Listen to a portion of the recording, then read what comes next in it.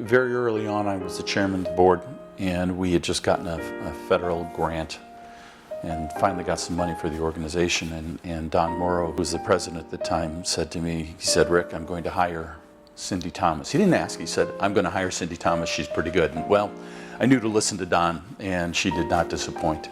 So she was really one of our first hires. I've been here at HVAF for almost 9 years. So she was, of course, one of the first people I met. Working with her and, getting to know her was just awesome. So I met Cindy actually when I was a volunteer for Back on My Feet, which is an organization that HVAF partnered with for a number of years. And you could just tell that she had this love for helping people and really helping people see the best in themselves to live their life to the best that they could. And then when I became staff on Back on My Feet, we became closer to seeing each other every day in the building. She was a really great person to be able to bounce ideas off of. She was such an incredible advocate for us. There's no way we would have lasted as long as we did in Indianapolis had Cindy not been a champion for that relationship. And I feel like mostly just having that good rapport with our case managers that set the atmosphere regardless. Anything that, we asked of her, anything that she saw that we needed to change or implement, Cindy was all for it.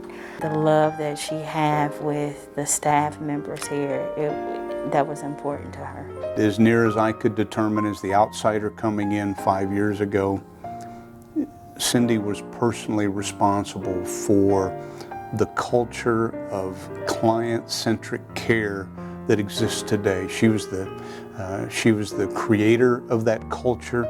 She was the keeper of that culture. I honestly feel that what you see HVAF, how it is now, she played a big part in that. I think this entire operation is infused with Cindy. So she very much cared for the person and saw everybody as a unique person and saw that there was a gift that everybody had to contribute. And so I think she really helped people that were working here focus on the person rather than the situation. Everything she did, was with the client first. Our veterans were first in her mind. The story I want to share very briefly is our very first meeting. Some may know, most will not.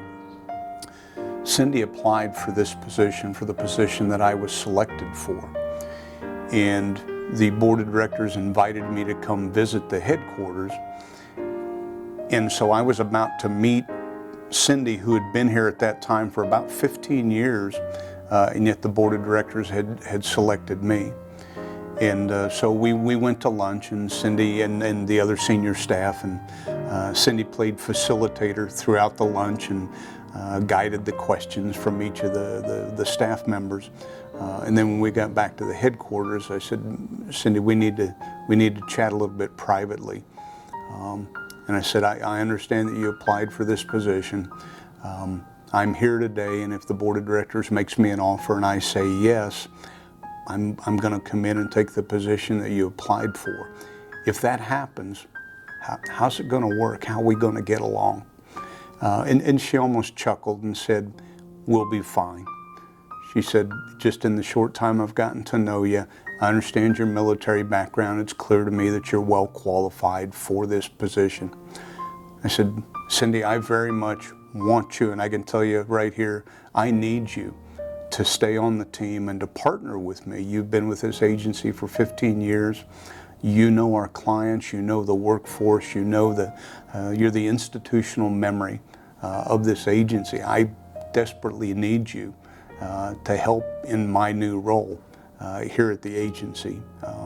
And so I will say that what a great illustration of her professionalism to be willing to do that and to do so in a really professional way, in a really mature and informed way. And she provided for me invaluable counsel. When you look at the success rates that we had and how many veterans came in and went out as different people, that was because of Cindy. The veterans, oh my goodness, they were crazy about her. And one of the big reasons was because she remembered their names.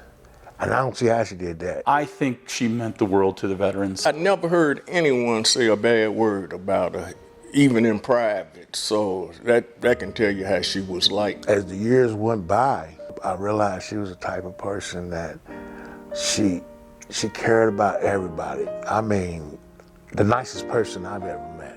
She'd come in the door and she'd say hi and talk to me for a while, and she made an impression on my wife, my granddaughter. I'm sorry,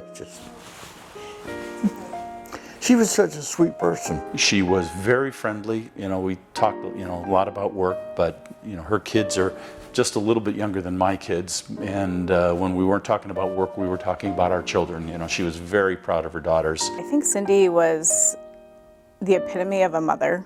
Like, she just loved those three girls, Jillian, Gab, and Marin, with everything she had and then some. They come in here and they were just as sweet as can be, and they didn't talk down to us. They talked up to us like their mom.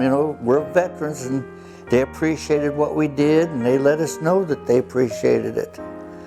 And that meant a lot too, to have her girls that way. And she did a good job of raising them to respect the vets as well as she did. Cindy provided hundreds and hundreds of hours of supervision to young up-and-coming social workers who were trying to advance in their trade. And it seems to me that in many ways she often served as a mother figure for many of those social workers, and that was evident to me. Working for her over years, I can say that Cindy is one of a kind. I only hope that she knew the impact that she had in people's lives, and just the way that she helped change perspective and the way she helped people feel good about themselves. I hope she knows how much she impacted people, and she'll be missed.